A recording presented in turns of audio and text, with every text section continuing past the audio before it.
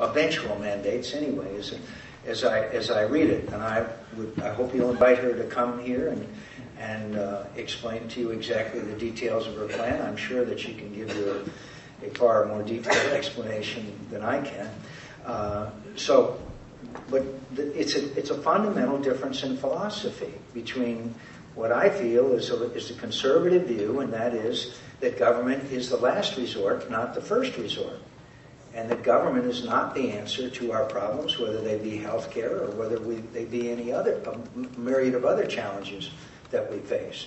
So I have not examined it that carefully, but I certainly saw it in 1993 when Phil Gramm and I and Paul Coverdale and some other senators traveled all around this country trying to make people aware of the catastrophic consequences that would ensue if we had enacted that health care plan.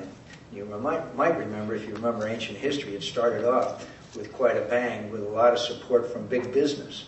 Right now, big business wants to have a government-run health care plan. Why? Because they don't want to pay for it for themselves. And that's a siren song I think we need to resist. Yeah, could I do just two more? There's one there and one there. Yes, sir. Back to the question of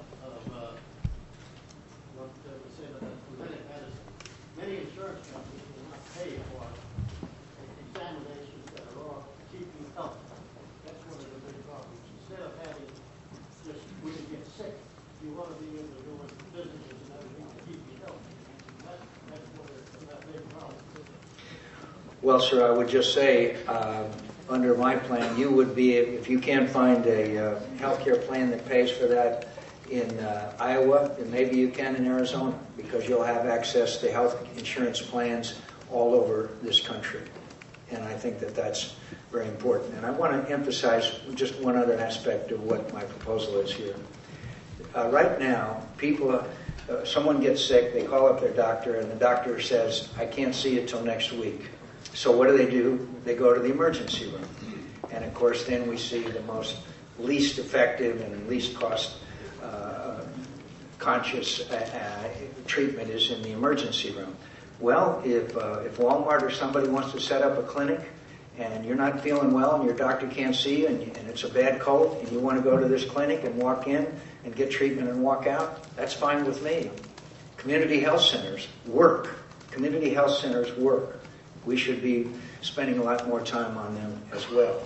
But so-called walk-in clinics, I think, are another way that would be very, very effective. Yes, ma'am. Right now, the polls show that both Congress and the President have very low approval ratings. What are you going to do to cross party lines to make all the Congress and the President work together more effectively? Well, first of all, you're right. The last poll I saw, the approval rating of Congress is 11%. You get down that low, you're down to paid staffers and blood relatives.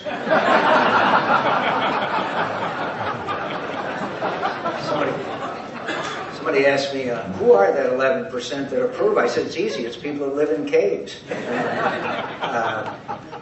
It's a terrible problem. It's a terrible problem. The reason why we failed on immigration reform is there was no trust or confidence in us that we would act, that we would actually secure the borders. They just didn't believe us. Because of Katrina, because of failures in Iraq, because of the corruption in Washington. And by the way, there's more to come on that issue. They don't trust us anymore. And there's good reason for them not to trust us. And it's a bad situation.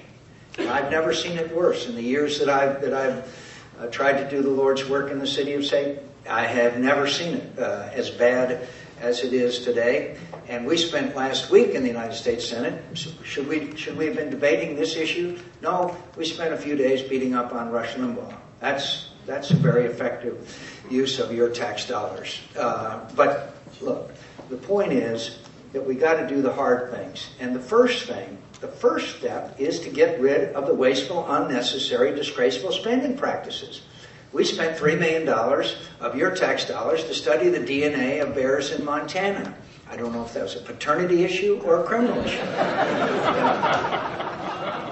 They're sick and tired of it. The bridge to nowhere in Alaska was the tipping point. The $233 million bridge to an island with 50 people on it, we paid $233 million, and of that $2 billion worth of pork, not one penny was for bridge inspection and repair, and we have a bridge collapse over the Mississippi River.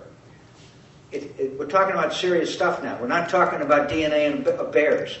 We're talking about people's lives and the use of your tax dollars. I got an old pen that Ronald Reagan gave me a long time ago because one of those bill signings where they give away the pens to everybody, and I kept it, and I still got it. And I'll tell you, when I'm President of the United States, the first pork barrel bill that comes across my desk, I'm going to veto it. I'm going to make the authors of it famous. You will know their names. You will know their names all over the country, and it'll stop. And we need a line item veto, too, by the way. We need it very badly, and I fought for that back in the 1990s when we passed it, only because of the technicality, it was rejected by the United States Supreme Court. We need a line item veto. Mayor Giuliani's wrong. And 43 out of 50 governors in America have the line item veto, and they have to balance their budgets.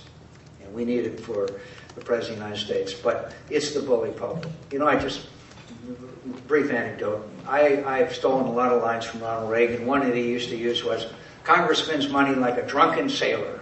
Only I never knew a sailor, drunk or sober, with the imagination of the members of Congress. And that's a pretty cute line. Yeah, pretty cute line.